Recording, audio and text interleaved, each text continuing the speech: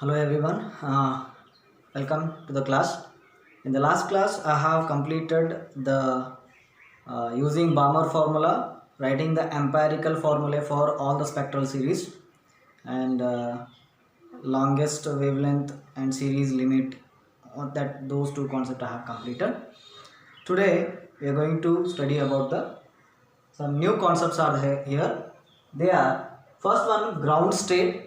What do you mean by ground state?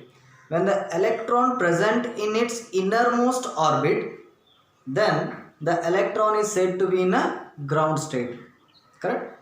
Right? So here for example, this is a first energy level, second energy level, third energy level, fourth energy level, fifth energy level, and so on. So here n is equal to 1, n is equal to 2, n is equal to 3, n is equal to 4, and n is equal to 5. Correct? So what is the first energy level of this diagram? It is minus 13.6 electron volt. Second, minus 3.4 electron volt, minus 1.51 electron volt, minus 0.84 electron volt, and minus 0.57 electron volt, and so on, right? Correct. So if the electron present in the first orbit, right, or innermost orbit, that means this is called ground state. Ground state. What is ground state? If the electron present in innermost orbit, then the electron is said to be in ground state. Next, excited state. Excited state means what? If the electron jumps from its ground state to any higher orbit, correct? From its ground state to any higher orbit, if it jumps, for example here from n1 equal to 1 to n2 equal to 2, from first orbit to second orbit, if it jumps, then it is said to be an excited state, right? It will not jump simply, right? By itself it will not jump. Some energy have to be provided. When the electron present in a ground state that absorbs the energy, then it jumps from lower energy orbit to higher energy orbit. Then the electron is said to be in excited state. That is a excited state. Now what is excitation? Excitation is nothing but it is a process of sending the electrons from lower orbit to higher orbit. Simple. What is excitation? It is the process of sending the electron from lower orbit to higher orbit by providing the external energy. That is called excitation.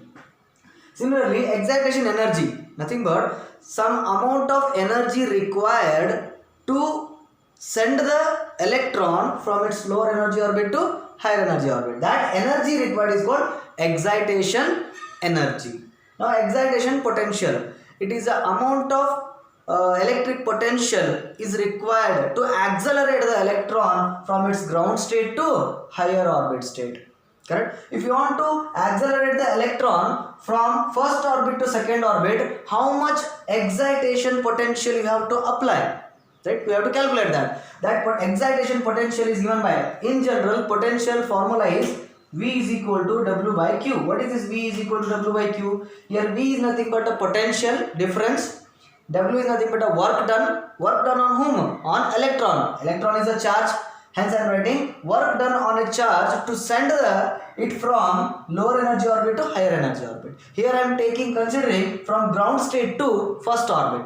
Then how much energy I have to supply? To calculate that one, here the potential difference can also be given by energy difference, that is E2 minus E1. If you do this, you will get a potential difference. How much energy you have to supply to move the electron from ground state to first orbit state, right? So here we know what is the value of E1. E1 value is minus 13.6 electron volt, right? E2 value is minus 3.4. So E2 means minus 3.4 electron volt minus this one. E1 is what? Minus 13.6. Therefore bracket of minus 13.6 electron volt.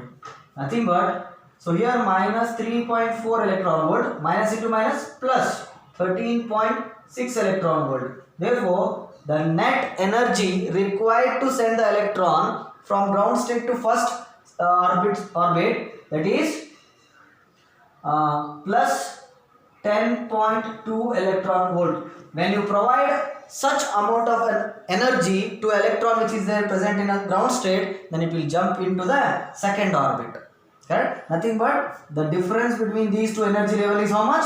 10.2 electron volt. Similarly, if you want to move the electron from orbit N2 to N3, correct? N2 to N3, that is called second energy level. This is first energy level, this is second energy level. Between N2 to N3, how you are going to calculate that one? So same similar potential is equal to here E3 minus E2. E3 minus E2. E3 is how much? Minus 1.51 electron volt. Next, minus of this equation minus. E2 is how much? Minus 3.4 electron volt. Now this becomes minus 1.51 electron volt. Minus into minus plus 3.4 electron volt. After subtraction, you may get this one as 1.89 electron volt.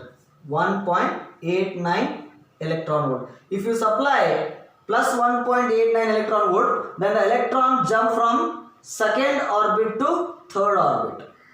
That is called second energy level. This is plus 1.89 electron volt.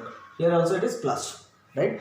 To move the electron from lower energy to higher energy orbit, you have to supply the amount of energy. That is too important here, right? So this is a excitation potential, right? After excitation state, we have ionization. What do you mean by ionization? Ionization is the process of removing the electron from its orbit completely. From the atom only we have to remove. That process is called ionization. Then what is ionization energy? It is the minimum amount of energy required to remove the electron from atom. For example, there is a one atom in an atom, the one electron is there in the first orbit, that is this one. If you want to remove this electron from its ground state, some amount of energy is required, right? How much energy is to be required to remove this electron from the ground state? That is, if here it is minus 13.6 electron volt is its energy, ground state energy, then I have to supply plus 13.6 electron volt to remove the electron from this energy orbit. Suppose there is a one more electron is there which is at second orbit. If you want to remove this electron from the second orbit, then you have to supply plus 3.4 electron volt. Then only the electron will come out from this orbit.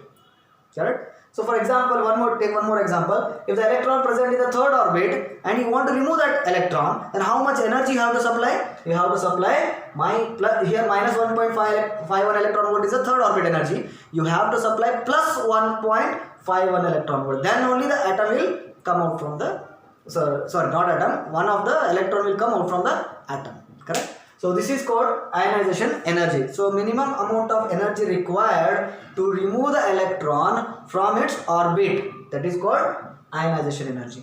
And ionization potential, it is a minimum amount of potential required to remove the electron. See, here removing the electron is also some work done there. For example, if you remove the electron from its first orbit to any higher orbit, then the excitation potential difference between the ground state to that excitation, that higher energy level, right? Infinite value you can take. So therefore ionization potential is the potential difference required to accelerate the electron from its orbit to any higher orbit, or you can take out of the atom.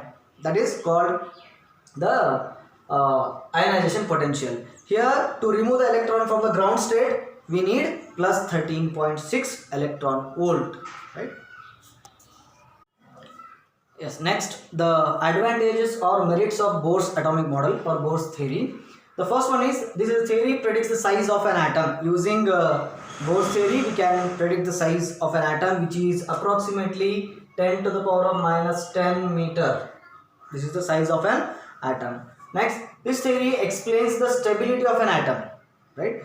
Stability of an atom in terms of like the electrons revolving in a stationary orbit without radiating the energy. There is a drawback of Rutherford is that no, that drawback overcome by this Bohr's atomic model theory. Then we say that the atom is said to be stable. Next, this theory explains the origin of spectral lines. As we studied the origin of spectral lines, different spectral series we got due to the transition of electron from a higher energy orbit to lower energy orbit. They emit the radiations and produces a different spectral series. That is, this theory explains the origin of spectral lines. Next, ionization energy of hydrogen atom in its ground state as calculated using this theory is in very good agreement with the experimental value. We calculated theoretically my 13.6 electron volt is the ionization energy for a hydrogen atom for a ground state, which is very finely, right, we can say agreed experimental value, right, very good agreement with the experimental value, very correct value of what we can say experimental value, which we can provide to the ground state, then we can remove the electron. That is called ionization energy, which is practically accepted. Then the fifth one is the value of Rydberg constant, whatever we have calculated. That is also using this theory, whatever we have calculated, that is excellent agreement with the practical value also. Therefore, these are the 5 merits of Bohr's atomic model or Bohr's theory. This may ask for 2 or 3 marks. List any 2 or 3 merits of Bohr's atomic model. And there are disadvantages also are there. We will see now what are the disadvantages. Yes, now the limitations of Bohr's atomic theory. The limitations are, the first one, Bohr's theory is applicable only for hydrogen and hydrogen-like atoms. Means, hydrogen, for hydrogen, what is atomic number? Only 1. And how many electrons present in the first orbit? 1 electron present. So, we can apply this Bohr's theory for hydrogen atom. And hydrogen-like atom, it cannot be applicable for helium. We can apply for helium plus atom.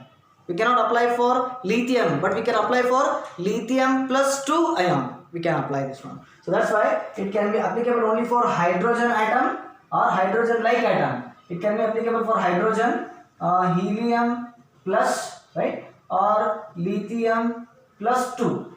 For this kind of things we have to apply. But it cannot be applicable for helium atom or lithium atom. It can be applied for helium plus ion or lithium plus 2 ion. In this manner we can apply, right? This is the first drawback. Second one, it could not explain the fine structure of spectral lines.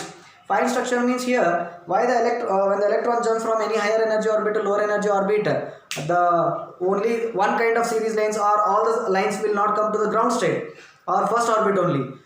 For Lyman series, they are coming from infinity orbit to first orbit only. For Balmer series, they are coming from higher energy orbit to second orbit. Why not first orbit it is coming? So that is a fine structure of spectral lines the Bohr's theory could not explain. Next, third one, it could not explain the relative intensity of spectral lines. Relative intensity means here in a series all the spectral lines are not having the same energy, same wavelength, correct, same frequency. They are having different wavelength and different frequency, and that depends upon the what? That depends upon the from which orbit they are jumping to which orbit, and that Bohr's could not explain that properly. That's why they could not explain the fine structure of spectral series and relative intensity of spectral lines. Next, it could not explain the elliptical orbits of electron. Actually, the electrons revolving around nucleus not in a circular manner, but in a elliptical orbit, not in a circular orbit, in a elliptical orbit actually. But Bohr could not explain that one. Next, it could not explain the Stark effect and Zeeman effect. What is Stark effect and Zeeman effect? I will explain in the next video because we have some concept over there. Next, it could not explain the wave nature of electron. Electron has a particle nature. We have studied that in a dual nature of radiation and matter. And also, that's why here he could not explain the wave nature of electron. And it could not explain why Bohr considered angular momentum is equal to nh by 2 pi. Why he considered, he did not have the proof for that, but simply he considered the angular momentum of electron revolving around the nucleus is equal to nh by 2 pi. There is no proof for that. Later de Broglie comes and gives the proof for this one, that I'll explain in the next video. So this is almost, this chapter is completed. Only remaining Stark effect and Zeeman effect and de Broglie explanation for considering the L is equal to nh by 2 pi. If these three concepts will get over in the next video, this chapter will complete. Okay, thank you.